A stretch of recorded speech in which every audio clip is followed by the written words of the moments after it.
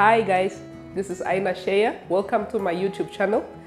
Today I am with Mike Tanaka Chakufiali, the owner of Tura Alarm Tech Namibia. Hi Mike. Good. Okay. Thank you, sir. Yeah. Please just tell me about yourself and what you do.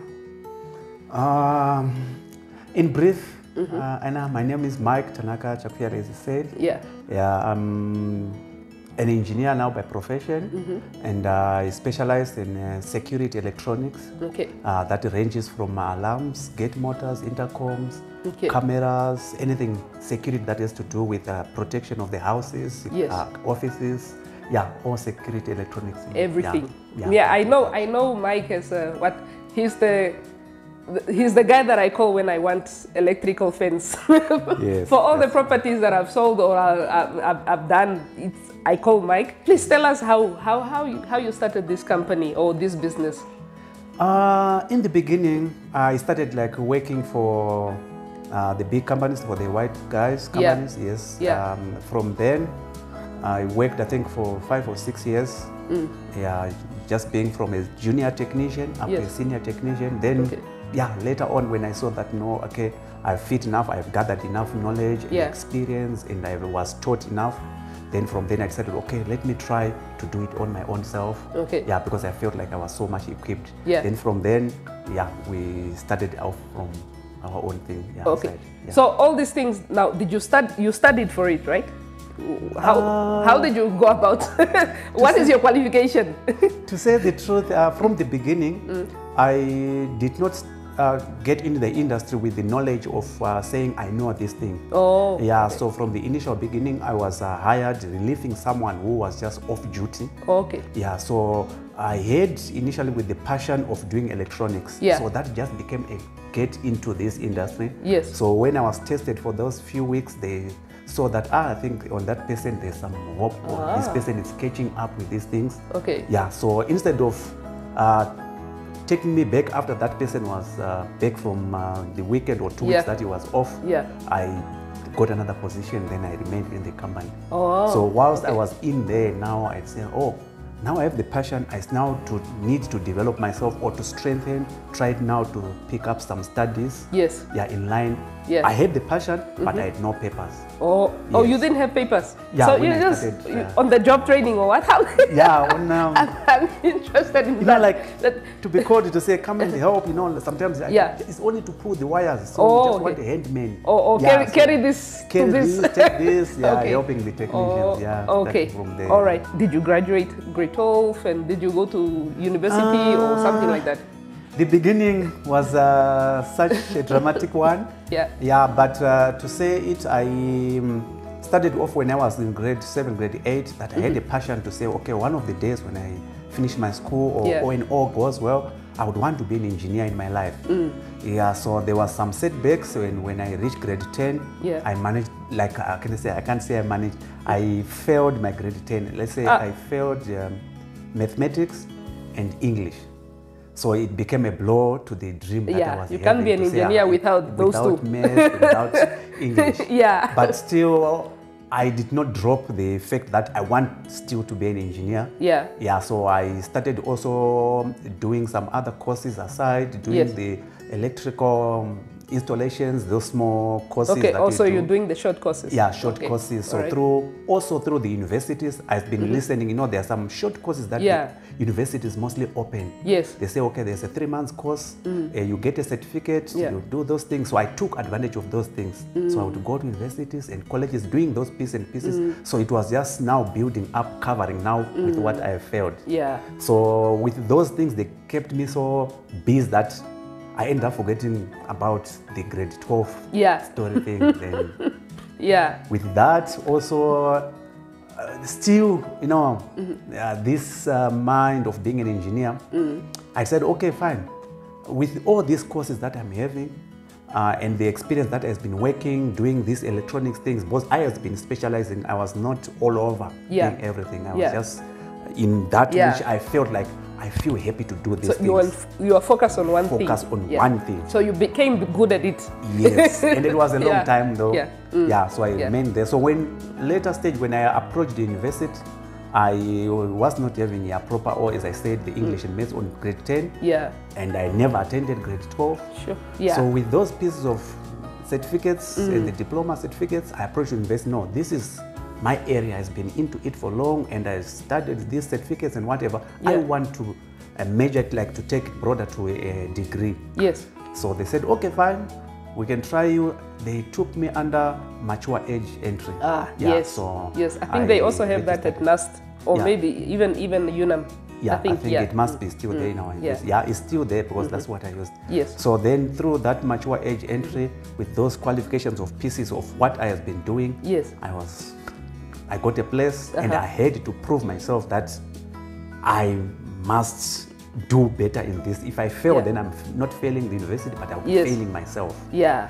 I remember when I first got your number, I think I saw it on I think Facebook, if I'm not mistaken. Okay. And what attracted me to that that number is the name Tura. Turaalarms. Then I thought, man, these guys are local. Let me support them. Okay. So how did you come up with that name? Tura, you know, when I left, as I told you, when I was leaving these other companies in peacefully, I met one other guy that saw a potential in me and said, no, why can't we do it together? As you are starting up, you may have challenges of maybe the office, the cars, and all the financing the business and sort of like. So we agreed, but that person was already having some other businesses which were having branded the same name, Tura, Tura this, Entertainment, Tura this. There was a lot of areas, yes. Okay. So we agreed. I said, no, it's fine, we can go for it. Then before we have started, or before all the offices were built up, I don't know what came into his mind. Then he just suddenly said, no, I think just come and we sign, then you get 100% shares. Oh, okay. And I said, okay. So the name had already been marketed all around. So I said, no, I think let me just go for it. Also to prove that, because I know the type of work that I do. I want to prove that it's not in the name.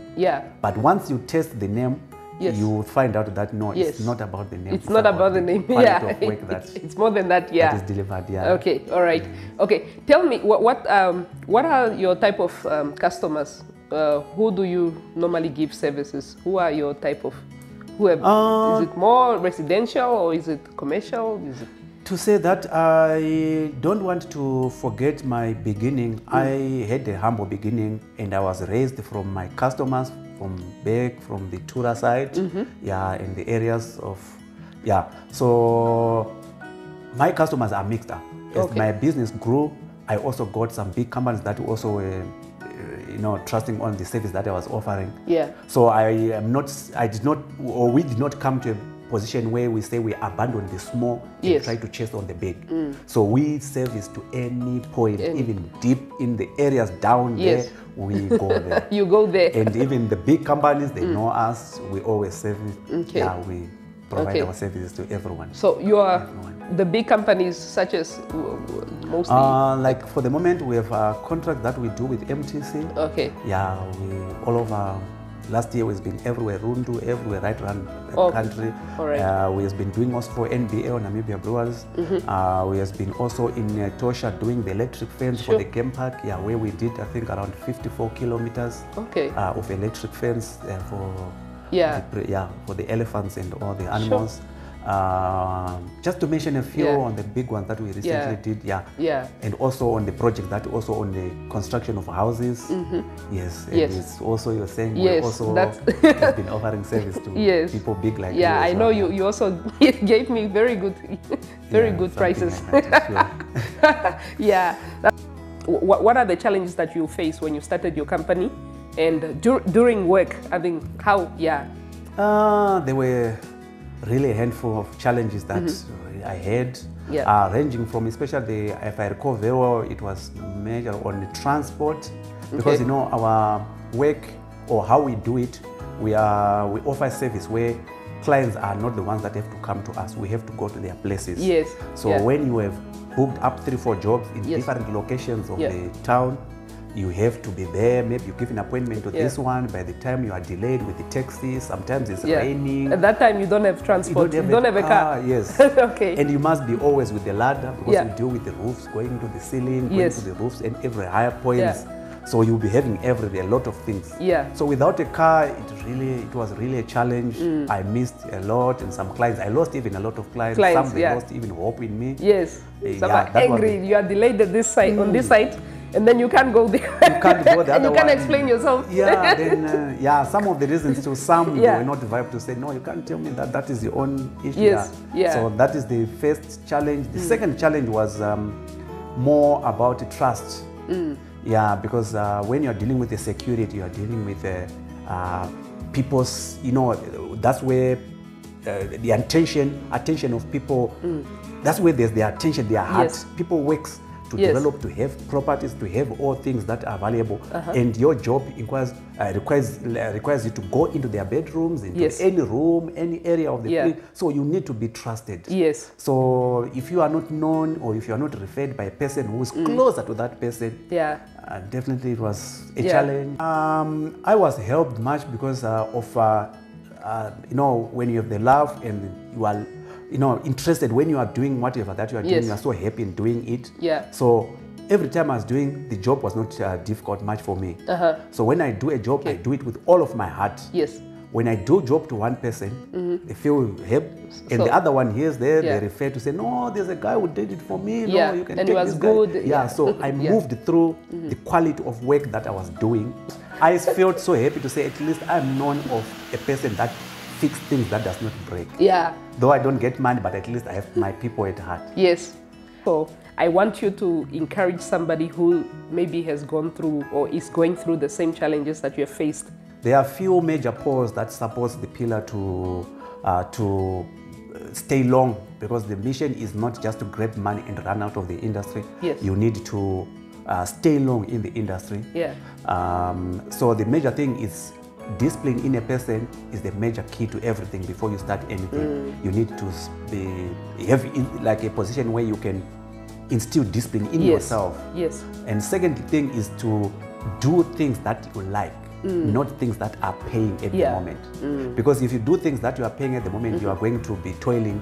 You do this one, it's not there's no money anymore. And then you go to this one. Then you haven't mastered anything, you are just... someone said a rolling stone will never gather bus, so you are just running all over. So, but if you do something that you really feel like when you are in it, sometimes you even forget to invoice. You love to do the job, and when you are at work, you feel like, no, this is... So that is the other thing. Choose to do things that you feel you like. Yes. Then let money be a bonus thing to what you do. You will stay long in the industry. And discipline, as I said, and following the passion, you need to define it, know yourself, sit down and what exactly that drives me to say when I'm doing this thing. I think from then, I think those were the major things that really, I really followed up. So now if for somebody saying, okay, I want to start the business now and I'm serious, but there's no money. Like, I'm waiting for me, the bank don't want to give me a loan. What do you tell someone to, how do you overcome something like that? Business, they differ. But if we come to this type of a business that we do, it is a business that requires the knowledge of doing the work. So you don't need to have a certain amount of money for you to do, unless maybe it takes money to go to the point. And also to know the job. Because like you can go to a client and you are trusted with the client to do the job. Obviously the client can say, okay, I'm going to get all the materials that are needed. That means you don't need to be in a hurry to get your labor. Because you need also not to say, I want all my money. No. You deliver the job and quality job, and when the client is happy, then you get paid at the end. If you feel like you really want to go very far in the business and you want to stay long in the business, the first thing is make sure whatever that you are doing must be registered. It just underlines that you have a vision and the hope of getting very far and staying long. And after the business is registered, it must also be registered for VAT. Start clean. And don't have issues. And it may also open you to projects if there are tenders and projects when your things are in line, your VTs, your social security, everything are in line. You not be shaken at. You will not be shaken. You will not be.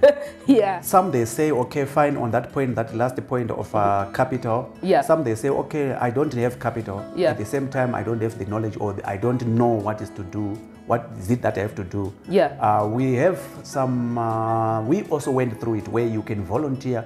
Yes. Yeah, your labor to say, okay, fine, say I can just come for you, and maybe at the end of the day or whatever, as long as you give me tax money, yes, I'll be fine. Yeah. So you can sell yourself for the sake of gaining knowledge. Yeah. So you can go to a company, offer yourself. There are sort of a lot of companies like that's why we are also open to vocational training centers where sometimes we go and pick the students from there. Yes. We've been picking from here, Balombola, a lot of vocational centers. Oh, that's a good one. Yeah, so we pick those guys, we come there, not necessarily that we need cheap labor, but we want to expose them to the hand experience. Yes. So you can volunteer yourself. No, guys, don't need to worry much about paying me. As long I get something to eat and transport. Say, okay, come, you learn. So you are learning, but what you are getting is more than whatever amount that they can offer to you. Yes. Because that amount you can use it for anything and it disappears. But if you get knowledge, it multiplies. Yeah. Do you also refer people to places like G4S for what do you call those services? I think our company, has been trusted enough, and we have grown up to the extent that there are few companies in Namibia that has been trusted by companies like G4S. Yeah. So we are fully accredited with the G4S. We are sort of like part of G4S in a sense whereby under their few list of the technicians. Yes. We are part of them. So we link, and whatever service that we do is much of trusted, because like we don't charge you for linking you to G4S. Oh, okay. Yeah, if you have your system and we are installing our system, we say we are installing a system for you. Yeah. We don't charge you for installing the G4S radio. Okay. Like other technicians, we install you for free. For free. For All free. Right. Okay. Yeah, then you just go and pay your subscription. Wow. Okay. Yeah, so that is one advantage that we have. It's free installation on. I think everybody must just use you. Yeah. So I'm going to put the details are on the screen, and then I'm also going to put it down below. So please subscribe to my YouTube channel. I'm going to have a lot of this type of sessions where we inspire each other as young people, and just encourage each other and show each other which way to go and all that. So please subscribe and hit that notification bell, and I will see you in another episode. Thank you.